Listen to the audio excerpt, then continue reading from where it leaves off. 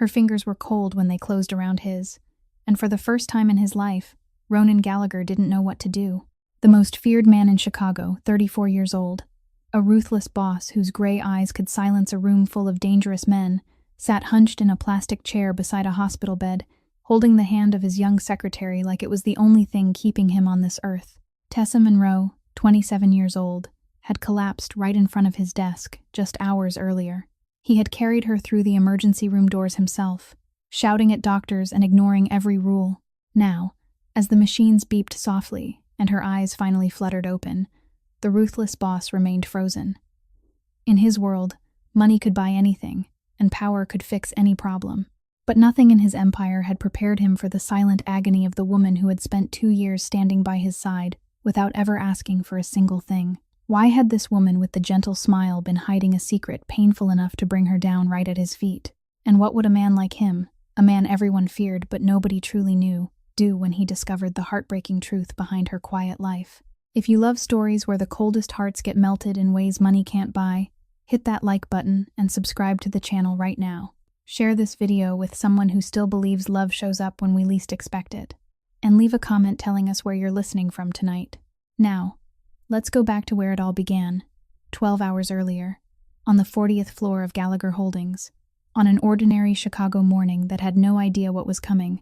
Up on that 40th floor, however, the morning had begun in a terrifying silence. The vast office looked out over the whole of Chicago as the city stirred awake, its skyscrapers glittering beneath the early sunlight. Yet no one in the room dared turn his eyes toward that view. 7 men stood in a line along the dark wood-paneled wall, and in their midst, a man named Marsh was trembling like the last leaf of autumn, sweat soaking the collar of his shirt even though the air in the room was bitterly cold. Ronan Gallagher sat behind his desk without looking at Marsh, slowly turning the pages of a thin file.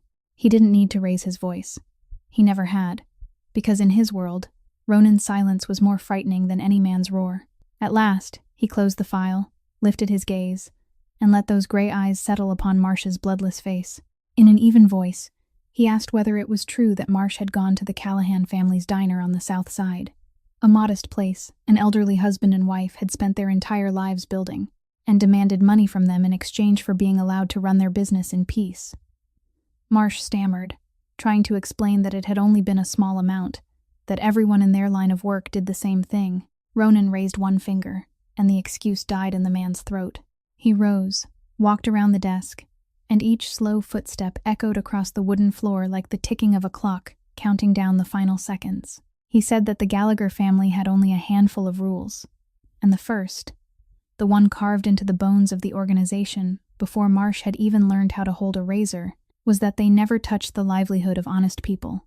Marsh collapsed to his knees and begged for mercy, swearing that he would return 10 times the money. Ronan merely tilted his head and regarded him as if he were looking at a stain on the carpet, then turned toward Quinn Donnelly, who stood silently beside the window. He said no one was to strike Marsh. No one was to touch so much as a single hair on his head. But beginning the next morning, every bank in the city would close his accounts, every landlord would terminate his lease, and every door that had ever opened for him would close forever, because Ronan didn't need to punish a man. He only needed the entire city to forget that the man had ever existed. 2 men helped Marsh out of the room, his legs limp beneath him as though every bone had vanished from his body, and the office sank into a silence so thick that no one dared break it. At that very moment, the heavy wooden door opened without a warning knock. All 7 men held their breath at once, because that door was always locked against the entire world, locked against business associates, locked against attorneys, locked even against those who had shed blood for the Gallagher family, and anyone who dared cross its threshold without permission had to pay the price. But the person who entered was Tessa Monroe, the secretary with neatly pinned brown hair and a gentle smile, carrying a small tray in her hands, and she walked straight through a room filled with dangerous men, as calmly as if she were crossing an empty schoolyard. She set a cup of hot tea on the desk, placed a stomach pill beside it, then folded her arms and looked at Ronan with the expression of a schoolteacher who had caught a student avoiding his homework. She told him that he had skipped his pill that morning, that she had counted how many remained in the bottle, so he shouldn't bother arguing, and that she would stand right there until he had swallowed it. The 7 men witnessed a sight they would recount over drinks for years to come. The man who had just erased someone from society with a single sentence now quietly picked up the pill, swallowed it with a sip of tea, and even lowered his head slightly like an obedient schoolboy. Tessa nodded in satisfaction, collected the tray, reminded him that his meeting with the East Coast associates would begin in 1 hour, then left, gently closing the door behind her. No one in the room dared look Ronan directly in the eye, but Quinn, who had served the Gallagher family since Ronan's father was still alive, let the corner of his mouth lift as he concealed a smile. He was the only one who understood that in this entire sprawling empire, among the docks, the buildings, and the men willing to die at the slightest nod of Ronan's head, there was only one person who had never been afraid of Ronan Gallagher, and cruelly enough, she was also the only person he would never dare to hurt. That afternoon, the most important meeting of the year at Gallagher Holdings was underway in the grand conference room, where partners from the East Coast sat around the long table with thick stacks of contracts that could change the entire future of the company. Ronan sat at the head of the table, listening to every number and every clause, his gray eyes missing no detail, until the conference room door opened and Tessa entered carrying the additional files he had requested. At that very moment, something made him stop in the middle of a sentence. Her face was as white as paper. Beads of sweat glistened across her forehead even though the corridor outside was bitterly cold, and the hand holding the files trembled in faint waves, the kind of trembling an ordinary person wouldn't have noticed, but Ronan did, because he had spent 2 years committing every smallest gesture of this woman to memory. He asked whether she was all right, and Tessa gave him her familiar smile, the smile she always used to reassure the entire world, saying that she was only a little tired and that he should continue the meeting. But when she turned toward the door, her legs suddenly gave way beneath her like a violin string that had been cut. The files scattered across the floor, and her body collapsed onto the carpet only a few steps from his table. The entire room went still. Ronan couldn't remember how he had risen from his chair. He knew only that the heavy leather chair behind him crashed to the floor, and in an instant, he was kneeling beside her, calling her name, gently shaking shoulders that were growing colder, then seeing a thin line of blood seep from the corner of her mouth and stain the collar of his white shirt as he swept her into his arms. One of the partners spoke up to remind him that the contract still hadn't been signed, and Ronan didn't even turn his head. He merely told the entire room that they could sign it or tear it apart, because he didn't care, then tightened his arms around Tessa and rushed into the corridor toward the chairman's private elevator. The elevator plunged downward, but midway through the descent, it slowed and came to a complete stop at one of the floors according to its programming. The metal doors slid open, and the group of employees waiting outside had barely taken half a step forward when they met the eyes of the man holding the unconscious woman in his arms. He didn't say a word or make a single gesture. He only looked at them, and the entire group retreated as though an invisible hand had pushed them back. One person even lowered his head and stared at the toes of his shoes until the doors closed again. In the underground garage, Ronan laid Tessa across the back seat, took the wheel himself without waiting for his driver, and sent the black car roaring out of the building. He sped through every intersection without regard for red lights or green, the blaring horns behind him swallowed by the pounding of his heart, and throughout the entire drive, he kept speaking to her through the rearview mirror, telling her to hold on, telling her she wasn't allowed to leave without asking his permission, while the voice of the coldest crime boss in Chicago shattered into pieces with every turn. At the hospital emergency entrance, he carried her through the automatic doors, and the nurse on duty had barely begun talking about admission procedures, insurance documents, and the required waiting process when Ronan gently placed Tessa on the nearest stretcher, pulled out his phone, and made a single call. No one heard what he said. The call was so brief that there wasn't enough time to finish a sip of water. Yet only minutes later, the elevator doors at the far end of the corridor flew open, and the gray-haired chief of surgery came running out in person, followed by an entire medical team in blue scrubs pushing equipment behind them. The nurse on duty stood there with the paperwork still in her hand, her eyes wide as she stared at the man in the blood-stained white shirt, as though a storm had just swept through her life. The diagnosis came swiftly and without mercy.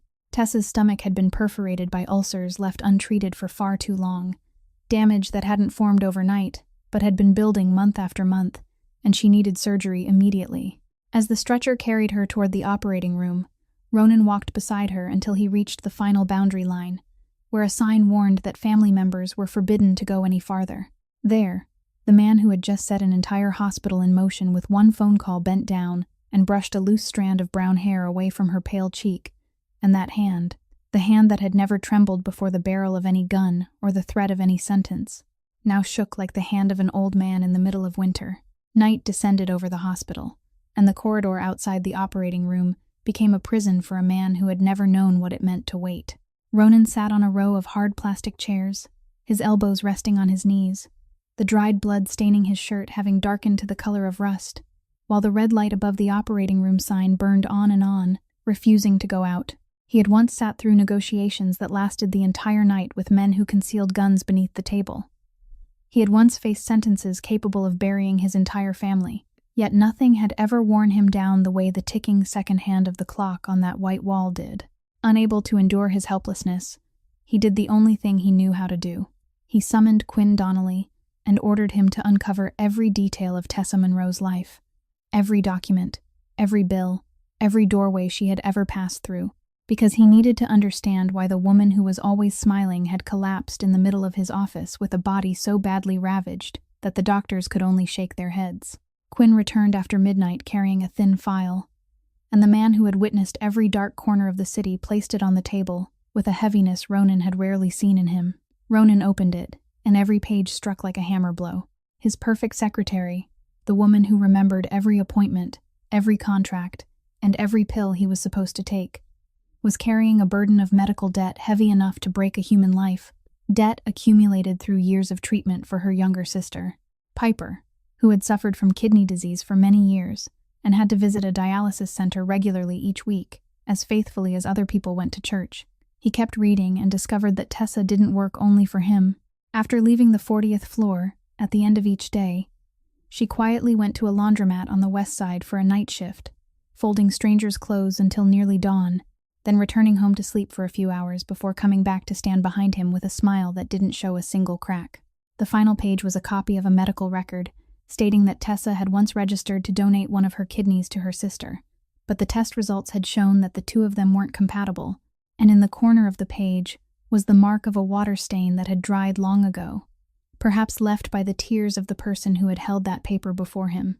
Quinn stood silently beside him, and for one brief moment, as his gaze passed over Piper's medical records, something flickered across the face of the seasoned man, something resembling the shadow of a very old wound, but he said nothing, and Ronan didn't notice it in time. Then Quinn drew a photograph from his coat pocket and explained that their men had spoken to the landlady of the small apartment Tessa rented, and that she had shown them this while talking about the kindest tenant she had ever known. The photograph showed an old shoebox sitting in the corner of a closet, with its lid open. Inside, worn paper envelopes were arranged in neat rows, each one bearing Tessa's careful, rounded handwriting, and marked with a specific expense: Piper's medicine, dialysis, rent, utilities, and one envelope labeled simply food. Ronan looked more closely and saw something that tightened around his chest. The envelopes set aside for her sister were all bulging, while the envelope for food was paper thin, and according to the landlady, it had been completely empty for weeks. The man who had signed a contract that very morning worth as much as an entire city block, the man who could have purchased the most luxurious restaurant chain in Chicago in a single afternoon, sat beneath the cold fluorescent lights of the hospital corridor, holding a photograph of his secretary's shoebox, and for the first time in all his years as a heartless crime boss, his shoulders began to shake and tears fell onto the paper. There was one final envelope inside the box, lying slightly apart from the others. It was thicker, and the handwriting on it wasn't Tessa's careful, rounded script, but another hand, younger and more uneven, bearing a line that Ronan stared at without understanding: Tessa's Dream Fund. He asked Quinn what the envelope was, and Quinn shook his head, saying that the landlady didn't know either. She knew only that it had been there for a very long time, and that Tessa apparently had never opened it. Ronan sat in silence for a long while, then spoke as though he were talking to himself, saying that she had stood beside him every day for 2 years, yet he hadn't known that she was slowly dying in silence. Quinn looked at the man he had served since Ronan was only a boy, and in the deep voice of a father rather than a subordinate, he spoke the words Ronan would carry with him for the rest of his life. You paid her to memorize everything about you, but you never paid any price at all to learn even one thing about her. Tessa woke at noon the following day, when sunlight slipped through a gap in the curtains and painted a slender ribbon of brightness across the white hospital blanket.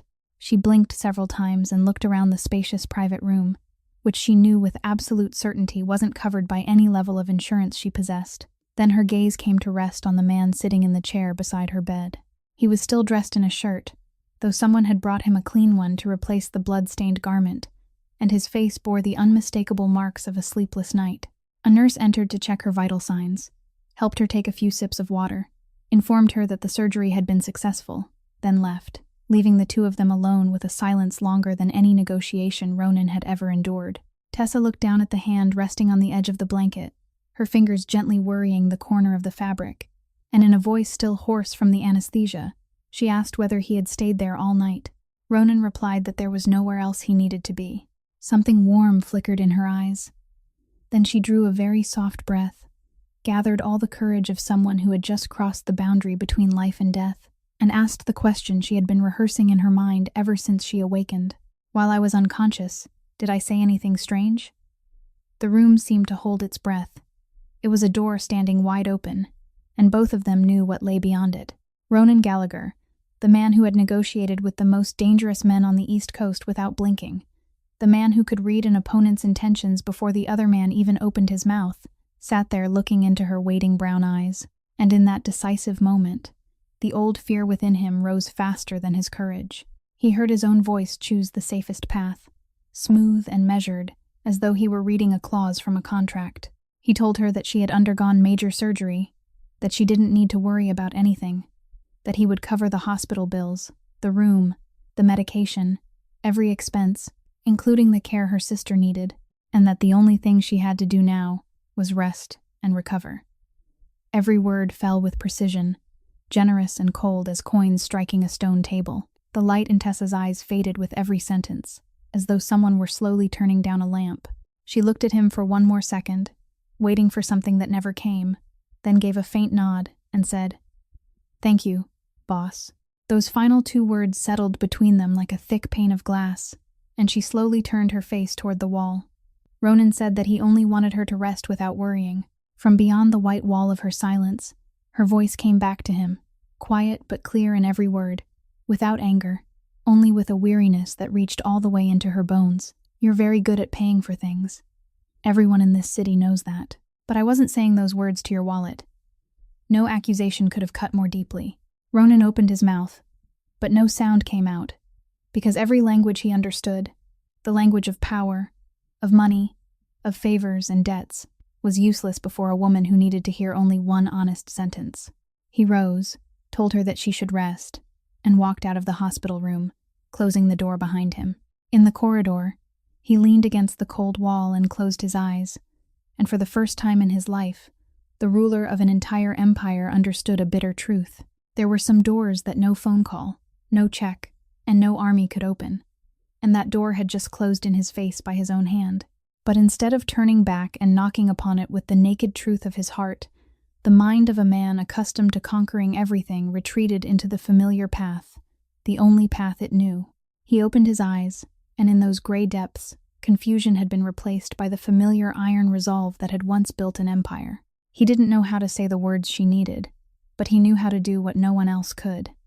And he made a vow to himself, like pressing a seal upon the sentence that would condemn them both. If she wouldn't let him near her heart, then he would protect her in his own way. He would clear every thorn from the road before her, whether she knew it or not, whether she wanted him to or not. 3 days later, Tessa was discharged from the hospital, and only when the car brought her back to her familiar neighborhood did she discover that Ronan had quietly arranged everything while she was still confined to her hospital bed.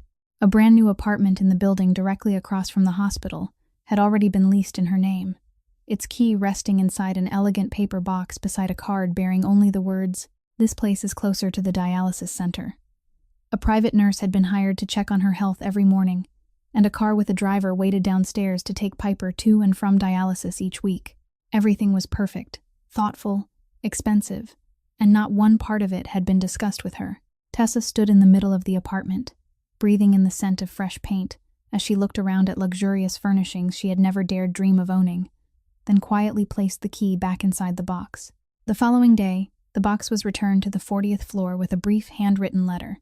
In it, she thanked him for his kindness and asked permission to keep only the transportation that took Piper to the dialysis center, because her sister's health wouldn't allow her to refuse it. Everything else, she respectfully returned. The old apartment she shared with Piper might be small, but it was their home, and she was still capable of taking care of her own life, just as she had done for so many years. Ronan read the letter 3 times, unable to understand why anyone would refuse an easier life. And at the end of the week, he decided to drive to the dialysis center himself at the hour Piper's treatment ended, carrying the flimsy excuse that he needed to make sure the car service was performing its duties properly. He met Piper in the waiting area, where the frail 19-year-old sat in a plastic chair with a wool scarf wrapped around her neck, her face pale after dialysis, but her eyes sparkling with a mischievous light that no illness had ever managed to extinguish. She recognized him at once, tilted her head, and studied the tall man in the expensive suit from head to toe, then made a remark that caused the nearby nurses to turn away to hide their smiles. "So this is Tessa's famous boss. You're a little less frightening in person than I imagined." Ronan sat down in the plastic chair beside her, such a peculiar sight that even he didn't seem to realize what he was doing, and asked about her health. He asked whether she needed anything else, a better treatment room, a more skilled doctor, anything at all. Piper watched him for a long moment with the eyes of a child who had grown up in hospitals and become older than her years, then asked whether he truly wanted what was best for her sister. He answered yes without hesitation.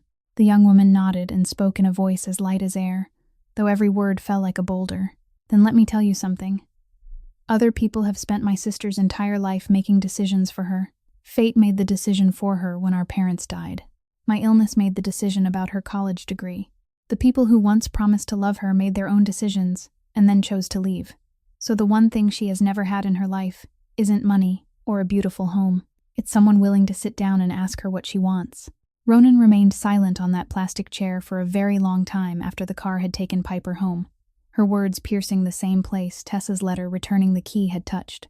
But instead of understanding the lesson, the worry within him only grew heavier, because now he knew just how vulnerable the 2 sisters were in this city, and a man like him had far too many enemies. When he returned to his office, he summoned a member of his security team named Boyd, a man in his 30s with a kind, approachable face and an impeccable record of service, then assigned him to watch the sisters from a distance, protecting them from every danger, while making absolutely certain they never realized he was there. In the weeks that followed, Boyd carried out his duty with a devotion that was almost moving. One day, when the weather suddenly turned cold, he pretended to be a passerby and bought Piper a cup of warm milk after seeing her shivering as she waited for the car outside the dialysis center. One afternoon, when the rain came down in sheets, he appeared at just the right moment with a black umbrella and sheltered both sisters all the way from the hospital entrance to their car, then quietly walked away before either of them could offer him a proper thank you.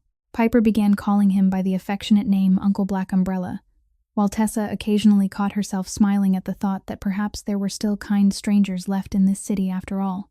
One evening, early in the week, when Tessa had recovered enough to move around the apartment on her own, the doorbell rang in the small home she shared with her sister, and when she opened the door, the sight before her left her frozen for several seconds.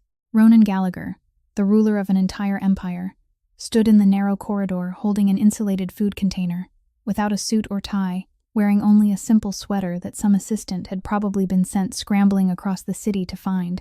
And upon that face, always as cold as stone, was an expression of uncertainty so profound that it bordered on awkwardness. He said he had heard the doctor explain that someone recovering from stomach surgery should eat soft food, that he didn't trust delivered meals, so he had cooked something himself.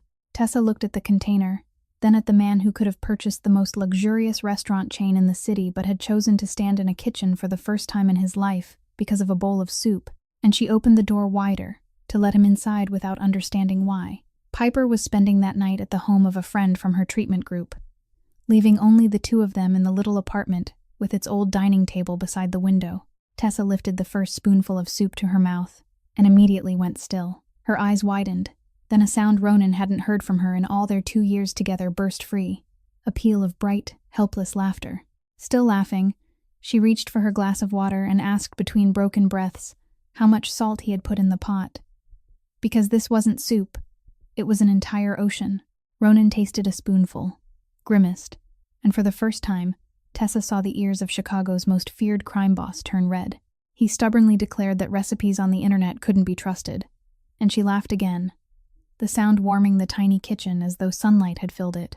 But she ate the soup anyway, slowly, one spoonful at a time, finishing the unbearably salty bowl without leaving a single drop. When he asked why, she set down her spoon, looked through the dark window, and said it had been a very long time since anyone had cooked for her. The last person had been her mother, on the night before everything fell apart. The kitchen grew silent, and within that stillness, like an old door opening by itself after years of being locked, Tessa began to tell her story, her voice even and distant, as though she were reading aloud from a page she had long ago committed to memory. She told him about the year she was 16, about the evening her parents drove out of state to attend a relative's wedding, about the telephone ringing at midnight, and the police officer's voice telling her there had been an accident on the highway. She told him how she sat beside the telephone until morning, unable to cry because in the next room, her little sister was burning with fever, and she suddenly understood that from that moment onward, she was everything the child had left in the world. She told him about the nursing scholarship letter that was still lying somewhere at the bottom of a closet, about her dream of wearing a white uniform and caring for the sick, a dream she had folded neatly away like a dress she would never wear, because tuition and Piper's medicine couldn't exist in the same wallet. She told him, almost in passing, as though mentioning an old scar, about a man named Kyle, whose ring she had once worn, a man who had stayed beside her for 3 years and made every kind of promise, then vanished one morning with all the money the sisters had saved in their joint account. He left no letter and no farewell, only the ring on the table like an unwanted purchase being returned. And she told him about the thin letter from the transplant board the year before, a letter she had read so many times that she knew every comma by heart, in which they had written in the sterile language of courtesy that Piper's case couldn't move forward, not because the young woman wasn't sick enough, but because Tessa, as her guardian, couldn't provide sufficient proof of financial resources to guarantee the treatment she would need after surgery. She recounted all of it with dry eyes, without shedding a single tear. And when Ronan asked very softly how she could remain so calm, she turned toward him and smiled, a smile that hurt his chest more deeply than any sob could have. I ran out of tears a long time ago, Ronan. Crying is a luxury for people who still have time. All I have left are the things that must be done. Ronan sat there with one hand resting on the table, only a hand's breadth from hers. And for the first time in his life, he wanted to tell another human being about himself, about the mother who had waited tables in a noodle shop, about the night that taught him to believe the heart was a fatal weakness, about the things no one in the world had ever heard. But the words halted in his throat like soldiers who didn't dare cross a battlefield trench, and all he could do was rise in silence and serve her another bowl of unbearably salty soup. Their first date came on a Saturday afternoon, when Ronan called and asked whether she would have dinner with him, not as an employer inviting his secretary, but as a man inviting a woman, and after a silence long enough for his heart to miss several beats, Tessa said yes. She had imagined that he would take her to some rooftop restaurant where the wine cost more than an entire month of her salary, but the car turned onto a narrow street in a working-class neighborhood on the south side and stopped before an old Italian restaurant with a faded wooden sign bearing the name Rosaria, its windows clouded with steam, and its tables covered in red and white checkered cloths worn at the corners. The elderly owner welcomed Ronan with the embrace of family reunited after many years apart, then led them to a table in the corner beside the window. When the steaming plates of pasta arrived, Tessa noticed that Ronan kept looking toward a small table near the register, his eyes resting there while seeming to gaze through the passage of many years. Then he began to speak, his voice low and slow, like a man touching for the first time a wound that had been closed for far too long. He told her that the restaurant was named Rosaria after the owner's grandmother, and that his mother had once waited tables in that very room throughout her youth. The little table near the register was where she used to sit and rest her feet after every shift, a poor waitress with a smile that, according to the elderly people in the neighborhood, could brighten the entire street. Then his father had walked into the restaurant one winter day, the heir to the Gallagher family, and carried her into his world, a world of locked rooms and questions no one was permitted to ask. He told Tessa that his mother had never belonged in that world. She had withered amid velvet and luxury, and when her heart began to fail, she hid it from everyone. She concealed the pain and the pills because weakness wasn't allowed to exist in the Gallagher household, and she didn't want to become a burden or a source of trouble to anyone. By the time everyone discovered the truth, it was already too late. She died on an autumn morning when he was still a teenager, and the last thing she left him was the simple silver ring she had worn since her days working at the restaurant, the only object she had kept from her former life.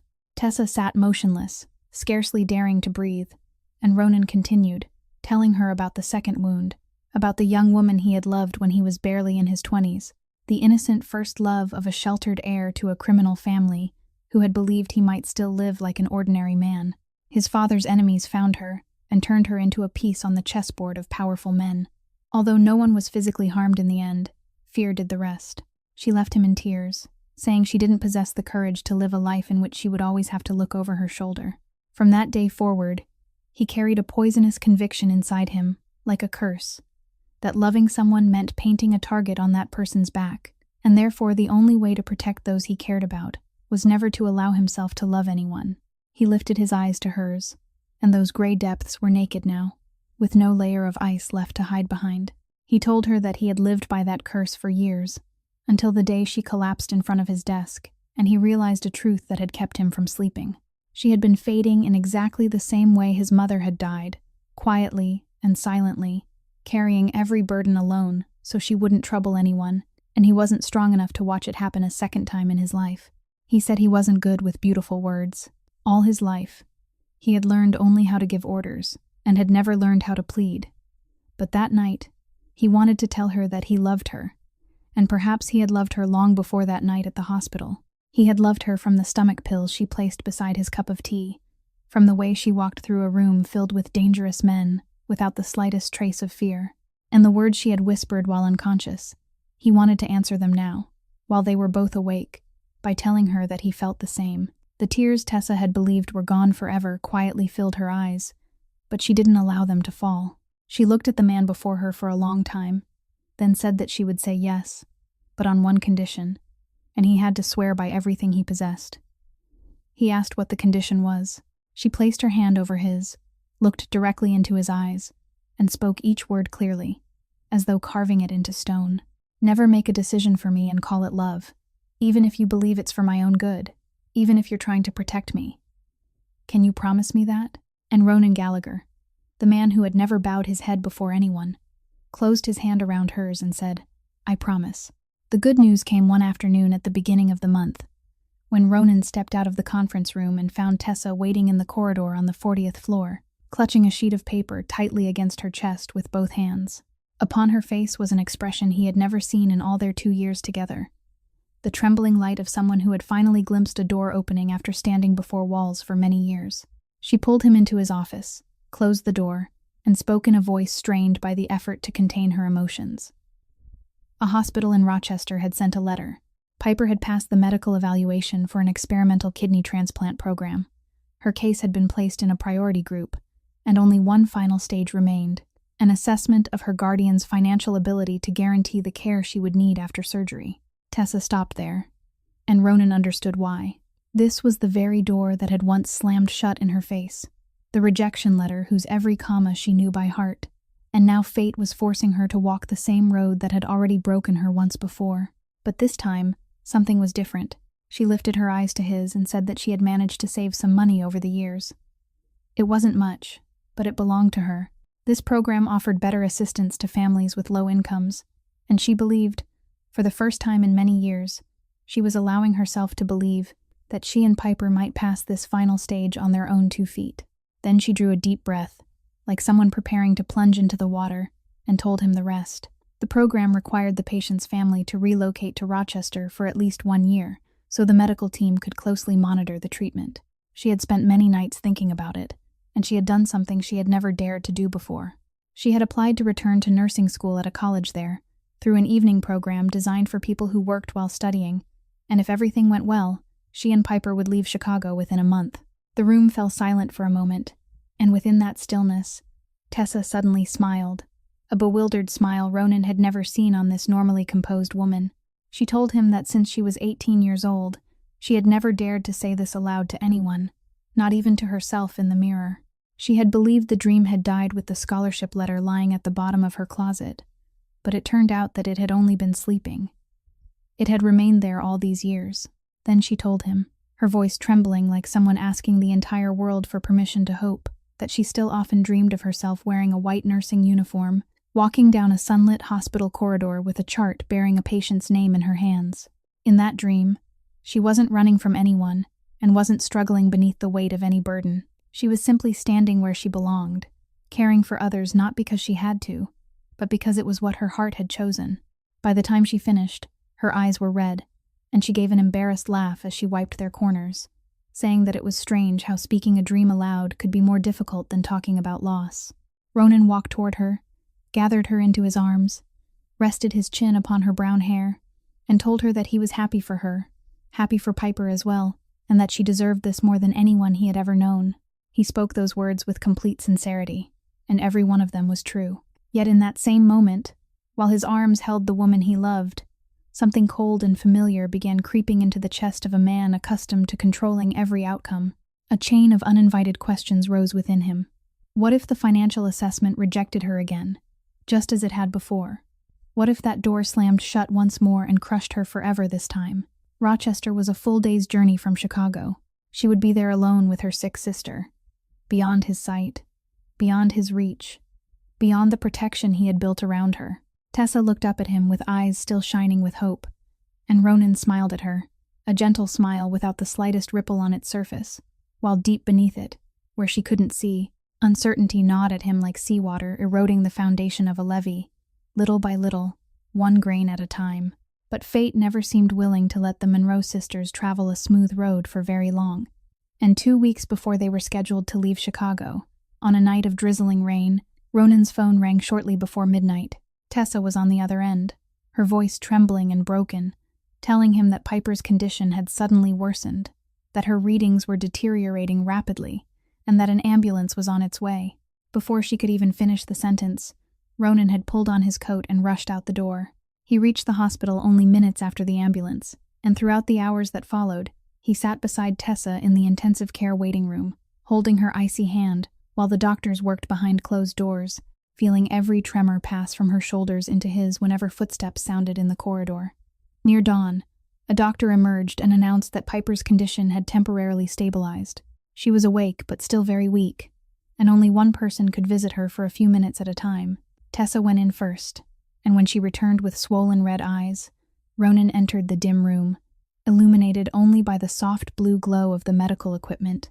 The 19-year-old girl seemed almost lost among the intravenous lines and monitoring screens, her small face as pale as the bedsheet beneath her. He intended only to stand there silently for a moment before leaving, but as he approached, Piper's thin fingers suddenly moved and reached blindly through the air, and by instinct, he placed his hand inside hers. Her eyes didn't fully open. She was drifting through the hazy place between consciousness and sleep, lost in medication and exhaustion, and in a whisper as faint as breath, she called him doctor. Ronan was about to correct her, but the words that followed rooted him to the floor. Doctor, may I ask you for just one thing? If I don't make it, please don't let my sister know how tired I was. Tell her I went peacefully, as if I were only falling asleep, because my sister has never lived a single day for herself. Ever since our parents died, she has carried me on her back, without once saying I was heavy. Every time someone gives her something, life makes her pay twice the price. So I only wish, just once, that I could see my sister loved by someone without having to pay for it with anything at all.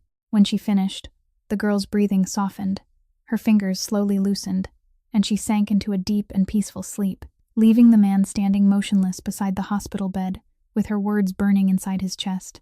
Ronan remained there for a long time, gazing at the sleeping face of the young woman who had used the last of her strength after a night balanced between life and death, not to ask for anything for herself, but to plead for her sister. Then he gently withdrew his hand, pulled the blanket a little higher over her, and stepped out of the room. The hospital corridor at dawn was as silent as an abandoned church. Tessa had fallen asleep from exhaustion across the waiting room chairs with his coat draped over her, and Ronan stood alone in that corridor as his hands slowly tightened into fists. Inside his mind, fragments from all the days and months before began fitting themselves together. Piper's whisper about a sister who had never been allowed to live for herself, the image of the empty food envelopes inside the shoebox, the trembling hope in Tessa's eyes when she dared to speak her dream aloud for the first time, and the financial assessment still waiting before her. The same door that had already broken her once. A decision began to take shape within him, growing stronger with every flicker of the fluorescent lights overhead, a decision born from the truest love he possessed, yet following the only path this man had ever known how to walk. He told himself that she had already paid enough for an entire lifetime, that he wouldn't stand by and watch fate demand another cent from her, that if life was a chessboard filled with obstacles blocking her path, then he, Ronan Gallagher, would quietly lift each one from the board, one at a time, so cleanly and gently that she would never know they had existed. Somewhere far away in the depths of his mind, a small voice tried to remind him of a promise made beneath the golden lights of Rosaria, but the footsteps of his resolve trampled over it, like someone stepping across a warning sign in the darkness, before having time to read the words written upon it. Over the next 2 weeks, while Tessa busied herself preparing for the journey with eyes that shone more brightly each day with hope, Ronan quietly played a game of his own behind the locked doors of the 40th floor, making 3 consecutive moves with the same precision and silence that had marked every operation of his life. For his first move, he had his people contact every hospital where the sisters still owed medical bills, purchase through an intermediary company the entire burden of debt that could have broken a human life, then ordered every dollar erased. One day, when Tessa called to ask about the remaining balance, she would simply be told that her account had been settled through an assistance program. There would be no donor's name, no trail, nothing to suggest that fate had done anything more than suddenly become kind. His second move caused even Quinn to frown when he received the order. Ronan wanted them to find the man named Kyle, the one who had disappeared years earlier with all the money the sisters had saved, and he wanted the man to return every cent. The Gallagher men found Kyle without much difficulty. He was living on the outskirts of the city, burdened by gambling debts and surviving through petty, questionable work. One evening, 2 courteous men dressed in dark clothing joined him at a table in a quiet bar. No one raised his voice, and no one laid a hand on anyone. There were only a few gentle observations about how certain debts in life needed to be paid before the interest began compounding. And several days later, a transfer appeared in Tessa's account for the exact amount that had been stolen years before, accompanied by a brief apology written in letters that trembled like the hand of the man who had typed them. The third move was the largest, and it was made immediately before Piper's financial assessment. Ronan established a brand new charitable foundation through legal documents that couldn't be traced back to him, and the foundation sent a grant to the experimental transplant program at the Rochester Hospital, a figure so large that the entire hospital board fell silent for several moments when they saw it on paper.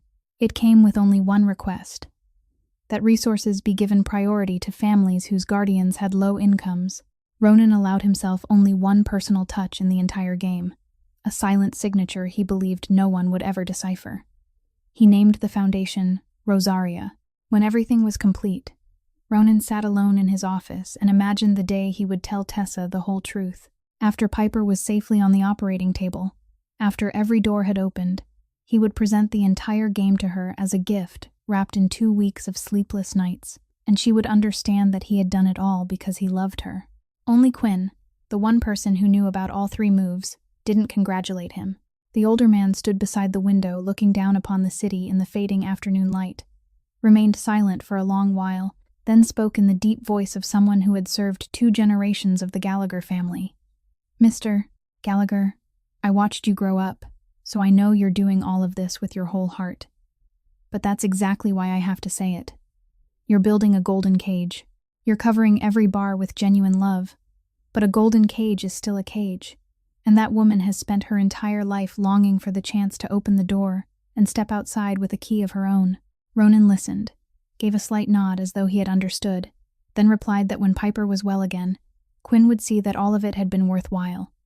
Quinn said nothing more. When he left, he merely closed the door more gently than usual. That same evening, on the other side of the city, in a dark corner of an old bar, the man who had just been forced to surrender his last dollar to repay a debt from long ago sat motionless before a glass of liquor that was still half full. Kyle set the glass down on the scarred wooden table, his eyes darkening as the fragments of information he had gathered over the past several days began fitting together into a name that made the entire city lower its voice. The man standing behind the woman he had once deceived was the Gallagher crime boss. Kyle remained seated for a long while, his fingers tapping slowly against the tabletop. Then a thin, cold smile gradually formed at the corner of his mouth. He took out his phone, searched for an old contact number he hadn't called in years, raised the phone to his ear, and waited for it to ring. The letter arrived on a Thursday morning, Lying among the travel documents Tessa was arranging on the dining table of the small apartment.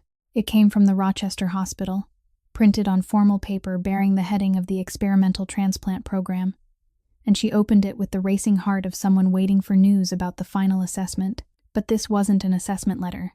It was a notice sent to the families participating in the program, in which the hospital respectfully thanked the benefactors who had supported its fund for families with low incomes. In the middle of the page, printed in solemn italics, was the name of the largest donor, which had just given the program an unprecedented contribution, the Rosaria Foundation. Tessa stopped when she reached those words. The name meant nothing to the rest of the world, nothing to the hospital board, nothing to anyone else who had ever held that piece of paper. But to her, it was the golden light of an old Italian restaurant, the little table beside the register, and the deep voice of a man telling her about his mother on the night he entrusted her with a secret he said no one else in the world had ever heard. Her hand began to tremble. She sat down, read the name again, then once more, and suddenly, the fragments of the past several weeks came rushing together to form a picture that turned her cold. There was the call from the old hospital informing her that all the sisters' medical bills had been settled through an assistance program whose name she had searched for but never found. There was the money stolen years ago, which had suddenly returned to her account with a trembling apology from the man who had vanished without a trace. Everything she had called a miracle, everything for which she had lit candles and silently thanked fate, had been arranged by the same hand. That afternoon, Tessa went straight to the 40th floor and entered Ronan's office without knocking, as she had done for the past 2 years. But this time, she carried neither a stomach pill nor a smile. She placed the letter on the wooden desk directly before him and asked in a voice so calm that it was frightening whether he wanted to tell her himself or whether she should read the name aloud. Ronan looked at the paper, and for one moment, she saw the thing she feared most. Not denial, but the eyes of a man who believed he had done what was right. He rose and told her that he had intended to explain everything after Piper's surgery, that everything he had done was meant only to clear the stones from her path. That debt should never have been allowed to weigh upon her shoulders. That man should have repaid her long ago. The money was only a drop of water to him, but it could be an entire ocean to Piper's program. She could be angry with him, but she couldn't deny that all of it was for her own good. Tessa listened without interrupting, and only when he had finished did she speak, each word falling slowly and clearly, like drops of melting ice. You still don't understand. Even now, at this very moment, you still don't understand. I'm not angry because you have money. I'm angry because that night at the restaurant, I asked you for one thing. Only one thing. And you promised me. Yet less than a month later, you broke that promise so neatly that it didn't make a sound. She picked up the letter, and her voice began to fracture at its most fragile edges. Do you know what hurts the most? All my life, I've fallen and gotten back up by myself. I've fallen, then risen again. That was the only thing I had that no one could take from me, but you didn't buy my debt, Ronan. You bought away my right to stand up on my own. The tears she had once said were long gone now streamed down her cheeks. But she didn't wipe them away. She looked directly at him and delivered the final thrust, one that wounded her as deeply as it wounded him. And then there's Piper. She fought for her place on that list through every dialysis session and every needle. But from this day forward, I'll never know whether my sister was chosen because she deserved it, or because of a crime boss's money. You took that answer away from both of us forever. Ronan stood as still as a stone statue, every language of power he possessed dying inside that room. Tessa wiped her face with the back of her hand, drew a long breath, then removed the office keys from her purse and gently placed them on the desk beside the letter. With her composure restored, she said that she was resigning effective that day, that her formal resignation would be submitted to Human Resources according to proper procedure, and that she thanked him for the past 2 years. Then she turned and walked away. Ronan remained where he was, watching the woman who had entered this room without knocking for 2 years now leave it. And for the first time since they had known each other, she stopped at the threshold, reached behind her, and closed his office door from the outside. The soft click of the latch sounded like a gunshot in the empty room.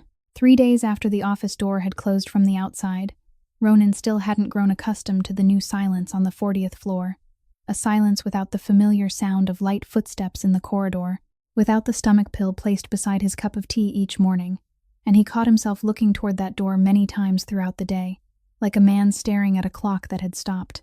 It was on one such afternoon that Eamon Walsh requested a private meeting.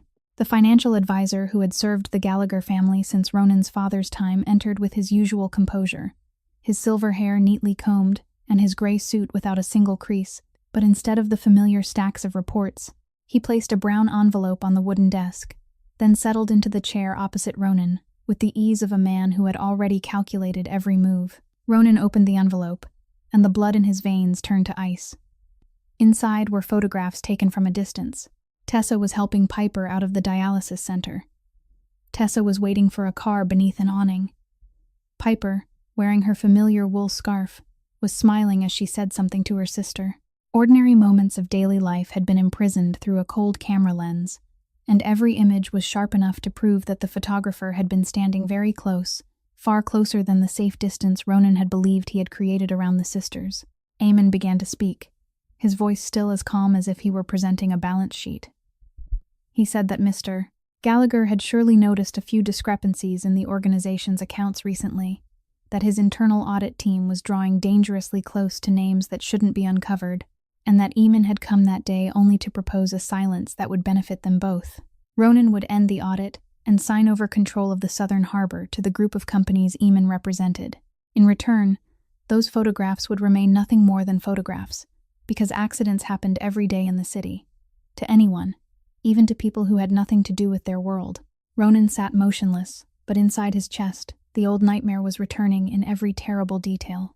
He saw the tear-soaked face of the young woman from years before, and remembered the curse he had carved into his own bones beneath the lights of the Italian restaurant, that loving someone meant painting a target on that person's back. Now fate was holding those photographs before his face, as if to prove that the curse had never been wrong. He heard his own voice, so low and cold that Eamon's expression shifted for an instant, telling the man to leave because he needed time to consider the offer.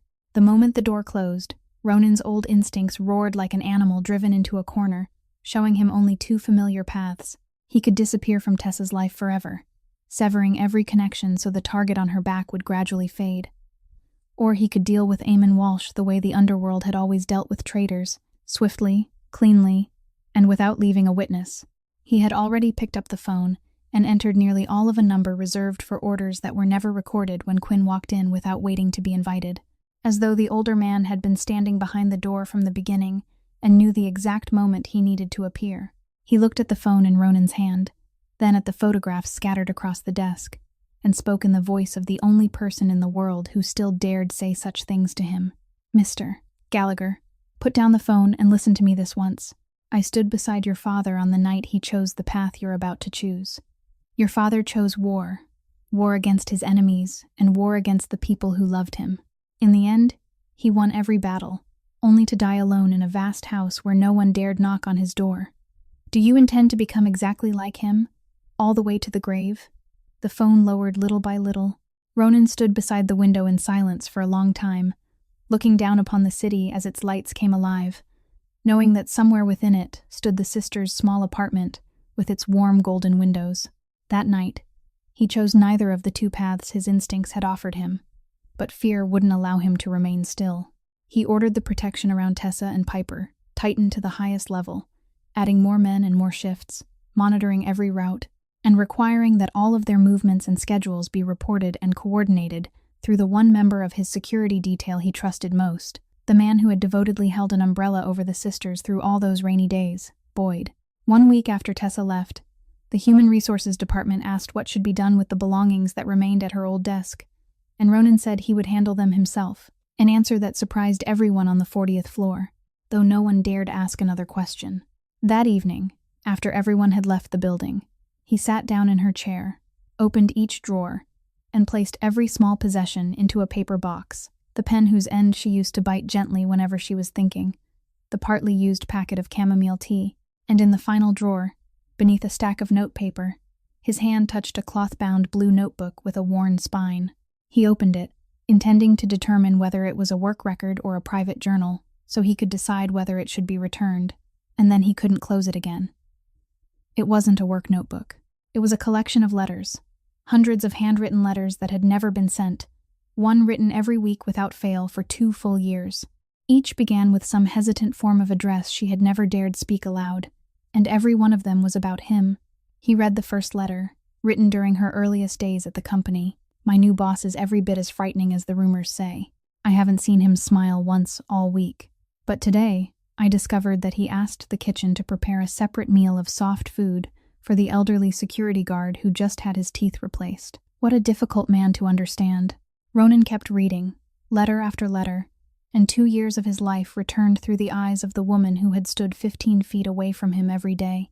There were letters about meetings in which he had shouted at an entire room, then quietly remained behind to arrange payment for the gatekeeper's daughter's hospital bills. A letter written not long afterward added that the little girl had completely recovered and now spent every afternoon running happily through the building lobby while waiting for her father to finish work. Whenever I see that, I think that no one in this city truly knows who this man is. Some letters forced him to stop for a very long time. There was the one she had written after he stood in the rain without an umbrella at the funeral of an elderly employee. There was another about his eyes on the afternoons when he stood alone beside the window. How can someone possess so much wealth and power, yet always seem to be standing behind a pane of glass, watching life unfold without daring to step into it? Then he reached the final letter, written on the day she placed her keys on his desk. Her handwriting was still round and careful, but the lines were much shorter than usual. I'm leaving soon. Perhaps it's better this way. Even when two hearts find each other, love cannot survive where trust is bought instead of given. Even dreaming feels like borrowing, and I already owe life enough. Ronan sat in the empty room with the notebook open in his hands until dawn, and when the first rays of sunlight touched the desk, something inside him had changed forever. Those hundreds of letters revealed a truth that all his power had failed to see. This woman had loved him by seeing him, by truly seeing him, while he had answered that love by covering her eyes to everything that belonged to him. If he still wanted to be worthy of even one line in that notebook, he would have to do the opposite of everything the Gallagher family had ever taught him. That afternoon, he appeared at the door of the sisters' small apartment, with no flowers and no gift, carrying only a brown envelope. When Tessa opened the door with guarded eyes, he told her that he hadn't come to ask her to return. He had come to do what he should have done from the beginning, to let her see all of him, including the darkest part, and then allow her to decide for herself. He sat down at the old dining table where the bowl of unbearably salty soup had once rested, and for the first time in his life, he told her everything, without concealing a single detail. He told her about the organization and what it truly was, about Eamon Walsh and the suspicious money, about the brown envelope containing photographs of the sisters, and about the danger now hanging over her head simply because she had been loved by a man like him. Tessa listened to everything, her face growing paler as the photographs were spread across the table, but she didn't run away or burst into tears. She merely sat there for a long time. Then Ronan did the final and most difficult thing. He looked into her eyes and asked a question he had never asked anyone throughout a lifetime spent ruling over others. "What do you want me to do?" The little kitchen fell silent, and Tessa looked at the most powerful man in the city sitting before her as he waited for an instruction. Then she answered in a voice that was very soft, yet as steady as stone. "I want no one to be afraid anymore. Not me, not Piper, and not even you. You've been afraid your entire life, Ronan. Can't you see that?" Her answer opened a road that no one in the Gallagher family had ever dared to walk. And in the days that followed, inside the offices of a discreet law firm, Ronan sat with attorneys and representatives of the federal authorities and placed every piece of evidence against Eamon's network on the table.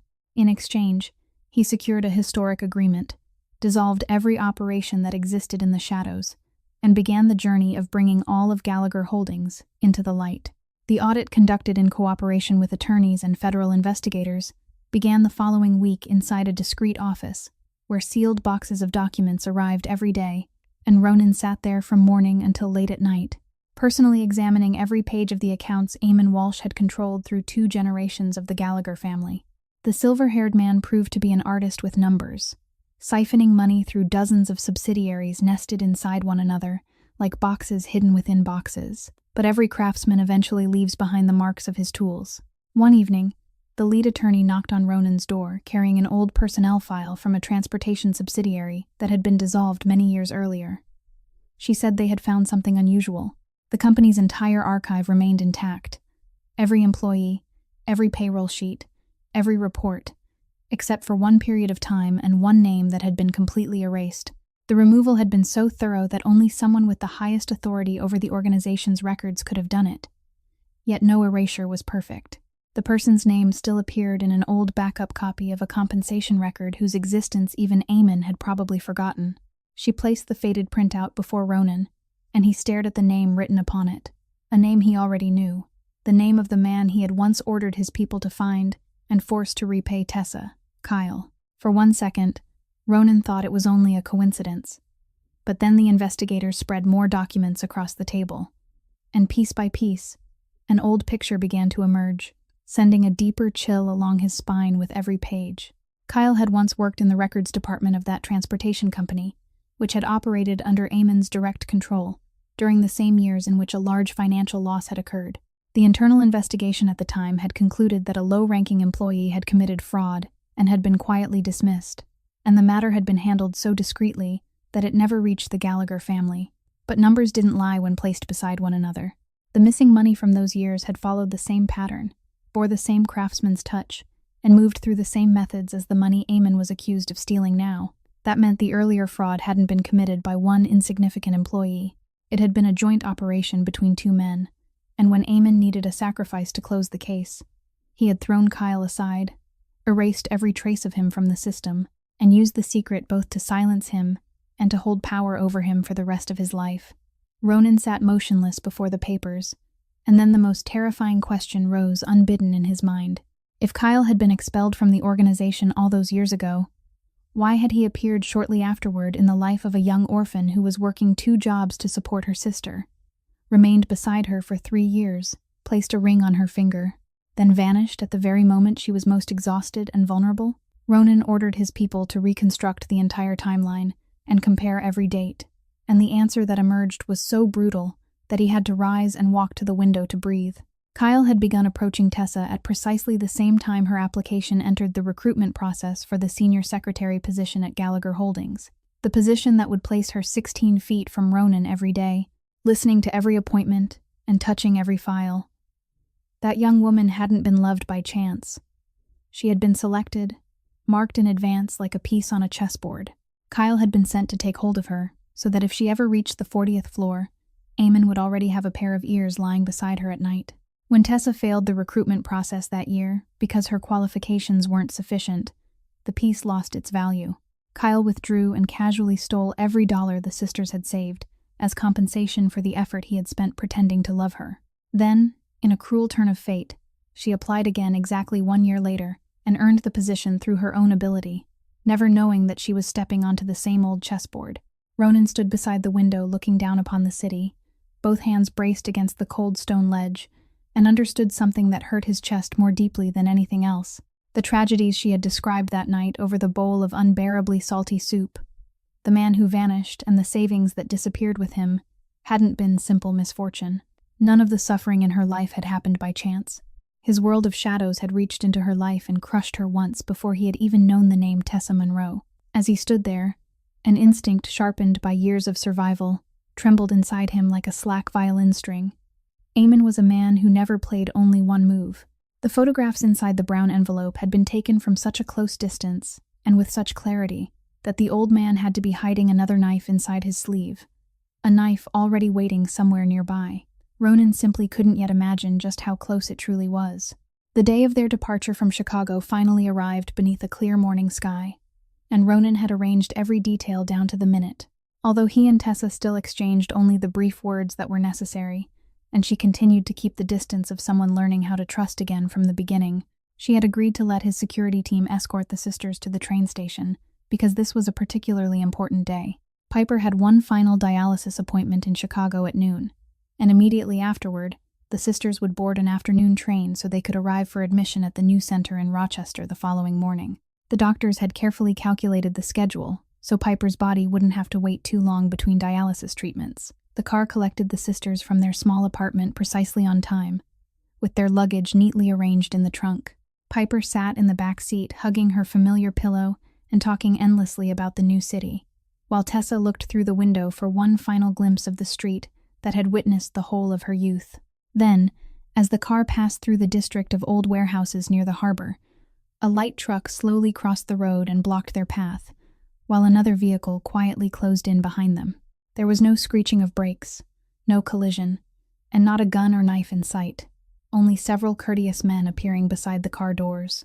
Before the Gallagher driver could react, he recognized the face outside his window, signaling for him to lower the glass as someone from his own team.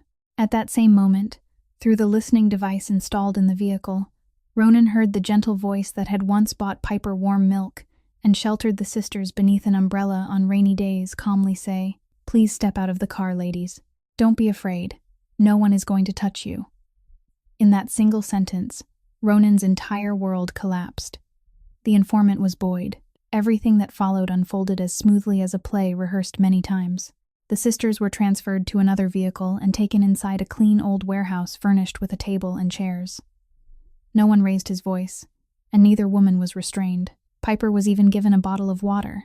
Only when the warehouse door closed did the man waiting beside the table turn to face them, and the blood drained from Tessa's face when she recognized the man whose ring she had once worn, Kyle.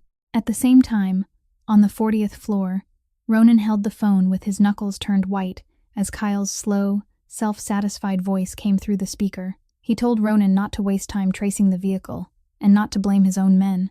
Boyd had belonged to Eamon long before he joined the Gallagher organization. Every route, every habit, and every detail of the sisters' schedules over the past several weeks had been delivered directly into their hands by Ronan's own security system. Kyle gave a quiet laugh, then added the words that made Ronan's grip tighten on the phone until his hand trembled. "You see, the more closely you protect them, the more clearly we can see them." The fear Ronan had carried throughout his life, the curse he had carved into himself beneath the lights of the Italian restaurant, had now come true in the cruelest way imaginable. The target on the back of the woman he loved hadn't been painted by his enemies. His own protective hand had darkened it day after day. Kyle continued, his voice turning cold, and said that their demand was simple and beneficial to everyone. Ronan would bring the documents transferring control of the southern harbor, already prepared according to the template they had sent him, and come to the warehouse alone, unarmed, and without anyone following him. Once he signed, the sisters would board their train as though nothing had happened. If he delayed or attempted any trick, Kyle wouldn't need to do anything at all. He would only have to sit still, because this was Piper's dialysis day, and she had already missed her noon appointment. Her body didn't know how to negotiate. With every passing hour, everything that needed to be filtered from her blood would continue accumulating in silence. No one inside the warehouse would lay a finger on the girl, but time was touching her with every passing minute, so Ronan should look at the clock and choose his speed accordingly. The call ended. Ronan stood in the middle of his office, and for one moment, the entire room seemed to tilt around him. He saw Piper's pale face as she had lain in the hospital that night, and heard again her whispered plea that her sister might be loved without having to pay a price. He saw Tessa sitting in some cold warehouse with her younger sister in her arms, while life once again forced her to pay for being loved. He closed his eyes for exactly 3 seconds, and when he opened them, the storm in his gray eyes had frozen into the most terrifying stillness Quinn had ever seen in him. He summoned the older man and gave his orders in a few brief words. Prepare the car. Call the attorney and the federal agents. As for Ronan, he would do exactly what they wanted. He would go there alone.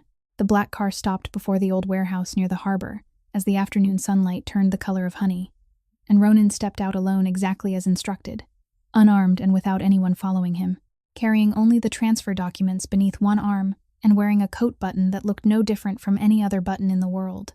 Quinn had fastened it to his coat with his own hands 1 hour earlier, warning him that from that moment onward, every sound around him would travel directly to the federal agents waiting throughout the harbor district. Ronan's task was to make them talk, and to make them say as much as possible. The warehouse door opened just wide enough to let him enter, and beneath the pools of light cast by the lamps hanging high above, he saw everything at once. Kyle sat behind a metal table with his legs crossed, and the smile of a man who believed he had already won. Boyd stood with his arms folded in a shadowed corner, unable to look Ronan directly in the eye. Several other men were scattered around the warehouse, and at the far end, on a bench beside the wall, Tessa sat holding Piper tightly in her arms. The girl's familiar pillow had fallen beside her feet, and her face was growing paler with every hour of dialysis she had missed. Ronan's eyes met Tessa's across the vast warehouse, and he gave her the slightest nod, a signal only the two of them understood. "Trust me one more time."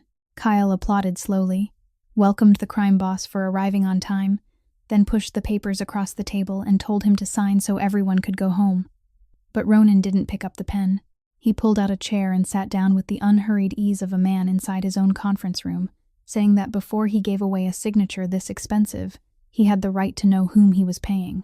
Then, with a carefully measured hint of contempt in his calm voice, he pressed upon the most painful wound of a man who had spent his entire life serving others. "Tell me, how much is old Eamon paying you for this? Or is it the same as before? He eats the meat while you gnaw the bones, then leaves you to take the blame. Have you forgotten the transportation company? Who walked away with all the money, and who had his name erased, and was thrown into the street like a diseased dog?" Kyle's face darkened. His wounded pride drove him to his feet, and exactly as Ronan had calculated, he began to talk, desperate to prove that he wasn't anyone's puppet. In a voice filled with bitter triumph, he declared that this time was different. This time, he had created the plan. He was the one who had suggested using the Monroe sisters as leverage. He had personally ordered Boyd to shape every route they traveled. He even boasted about the past, about how the old man had sent him years ago to win the trust of the girl who might become Gallagher's future secretary, how he had pretended to be her lover for 3 years, solely to place a pair of listening ears beside the Gallagher family. Every word fell into the tiny button on Ronan's chest, as though disappearing into a bottomless black box. Then Kyle planted both hands on the table, leaned close to Ronan's face, and asked the question he believed would deliver the final blow. "I still can't understand you, Ronan Gallagher. Are you really going to trade an entire empire for some secretary?" The whole warehouse fell silent. Ronan raised his eyes and looked directly into Kyle's, answering with such calm that every word carried the weight of stone. "I can build another empire, but the person who taught me how to be human is someone I'll meet only once in my life." In the moment after those words, something ancient and dark rose inside Ronan's chest as he looked at the smug smile of the man who had twice destroyed Tessa's youth. He knew that if he merely cleared his throat in a certain way, the men loyal to the Gallagher family and scattered outside were numerous enough to make Kyle disappear from the world without a trace. His hand slowly tightened into a fist upon the table, blue veins rising beneath the skin, while the monster, nourished by 3 generations of darkness, waited for a single nod. But then, beyond Kyle's shoulder, Ronan's gaze found the scene at the far end of the warehouse. Tessa was holding her sister tightly, one hand stroking the girl's hair in a slow rhythm as though soothing her to sleep, and all the hundreds of letters from the blue notebook returned to him at once. That woman had loved a Ronan whom even he had never met, and he wouldn't force her to love a killer. Before them all, his fist slowly opened and relaxed, settling flat upon the table. He said only one thing to Kyle. "You've just said everything that needed to be said." Before Kyle could understand, every warehouse door burst open at once, and federal agents poured in from all directions with arrest warrants in their hands. There wasn't a single gunshot or a drop of blood, only the sound of handcuffs closing around the wrists of Kyle and Boyd, while their rights were read aloud in steady voices throughout the warehouse. Ronan pushed through everyone and ran to the sisters, and the ambulance waiting outside carried Piper directly to the dialysis center before she crossed the threshold of danger.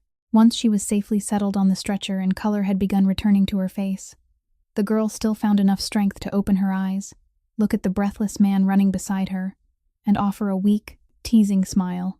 "Future brother-in-law, if you'd arrived any later, I really wouldn't have spoken to you again." At the same moment, the warehouse doors burst open beside the harbor.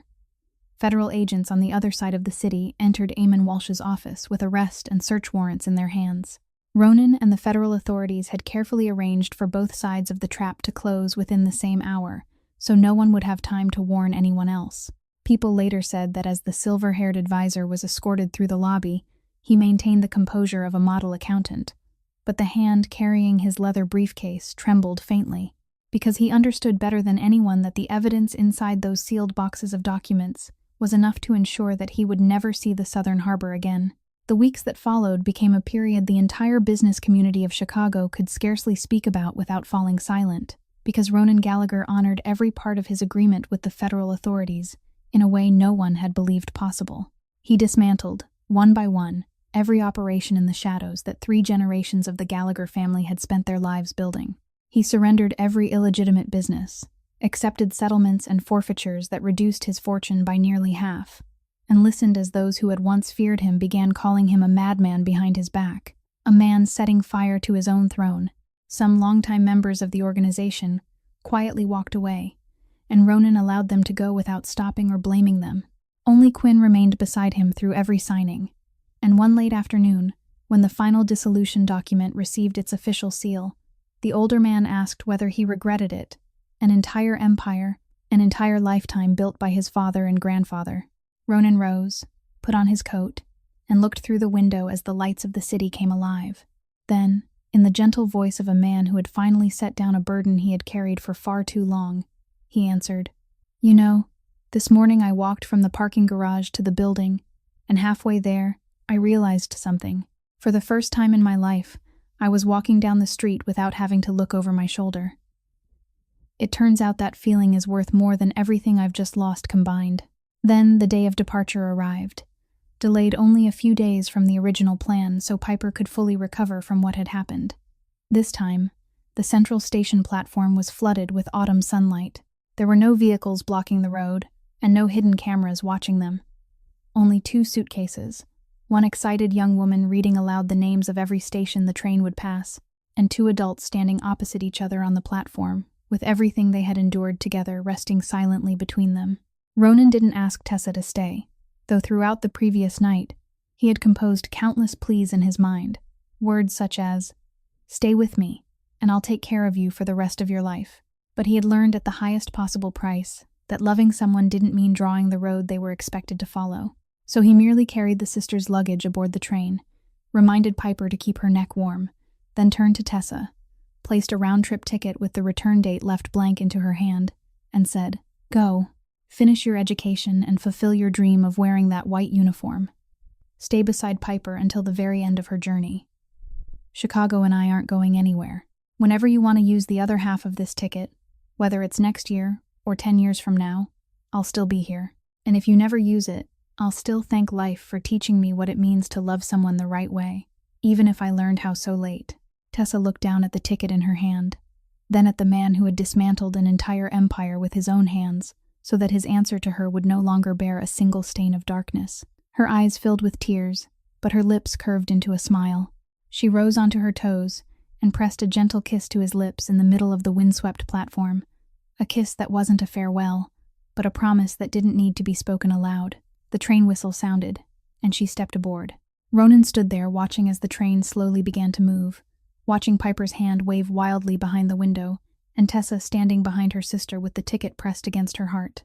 The train grew smaller and finally disappeared beyond the curve, leaving him alone on the platform with a chest that felt as empty as a house after every loved one had gone, yet as proud as the heart of a soldier who had just done the most honorable thing of his life.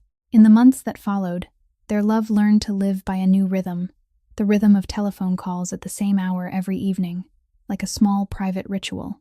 Tessa told him about her evening classes, the pages of textbooks she studied late into the night, and how well Piper was responding to the new treatment plan, while Ronan spoke about the long and difficult journey of transforming Gallagher Holdings into a legitimate company, about meetings with attorneys replacing gatherings in darkened rooms.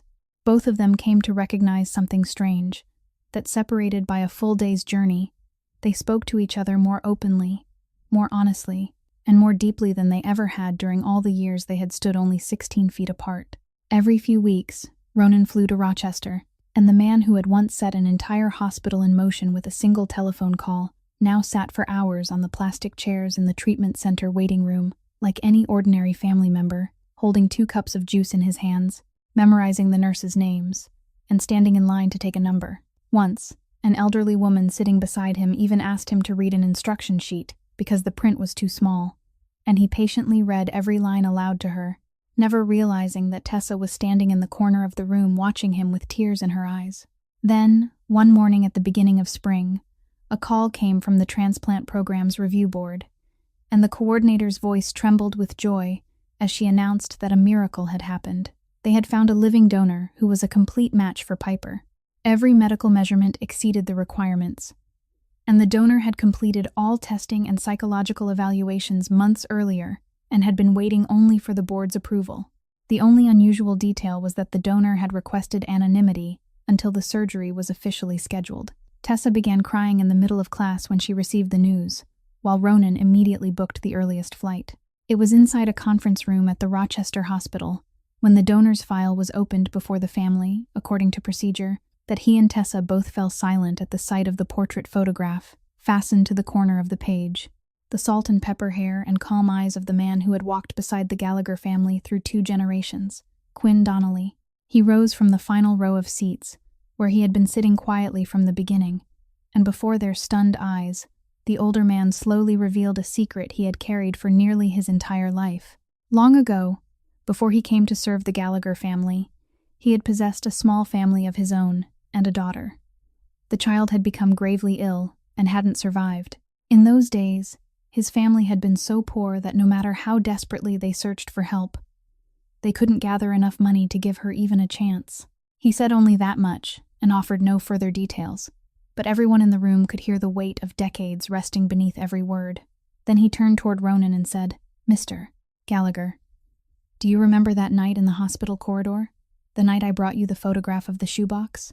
I stood there looking at Piper's medical records, looking at the empty food envelopes of a sister, struggling with everything she had to save her. And I saw the man I had been all those years ago. The only difference was that this time, God was giving me the opportunity I didn't have then. So the next morning, I quietly registered for testing without telling anyone, because I was afraid that if I spoke of it, and we weren't compatible, I would only be giving them false hope. He looked at Tessa as she covered her face and wept, then spoke the words that caused even the most experienced coordinators in the program to turn away and wipe their eyes. "Miss Tessa, I couldn't save my daughter. That's a debt I've carried my entire life and could never repay. So please allow me to save your sister. Let an old man do once what he was helpless to do all those years ago." The surgery was scheduled for the end of that month and proceeded even more smoothly than the doctors had expected. When the recovery room doors opened and the chief surgeon came out to announce that both donor and recipient were stable, that Piper's body had accepted the gift as though it had been born to belong to her, the corridor of the Rochester hospital witnessed a scene that made everyone passing by slow their steps. A young woman sobbed in the arms of a tall man whose own eyes were red, while both of them held tightly to the wrinkled hand of an older man who had just awakened after surgery. Quinn smiled weakly from the stretcher, and for the first time in decades, his steady eyes were clear and peaceful, as though he had finally set down an invisible burden that had weighed upon his shoulders for almost an entire lifetime. 1 year later, on a sunlit morning at the beginning of summer, the auditorium of the nursing school in Rochester echoed with applause as the name Tessa Monroe was announced, and the woman who had once folded away her dream like a dress she would never wear now walked onto the stage in her graduation gown, her eyes searching the audience for the 3 people who had risen to their feet and were applauding until their palms turned red. There was Piper, her face glowing with health and bearing no trace of the difficult years behind her. Quinn, smiling gently like a grandfather, and Ronan, the man who had flown to Rochester more times than anyone could count throughout the past year. Tessa returned to Chicago that very summer, not because anyone had asked her to stay, but because one of the city's major hospitals had hired her after reading the application of an honors graduate whose personal journey and years of devotion to caring for the sick set her apart. She returned for both her career and her love. No one had to sacrifice anything for anyone else, and that was precisely what made her homecoming complete. The Chicago, to which she returned, had changed as well. Gallagher Holdings was now a legitimate transportation and real estate company, with every trace of its past removed. And on the ground floor of the building stood a small office, whose lights were always glowing beneath a simple sign bearing the name Monroe Foundation.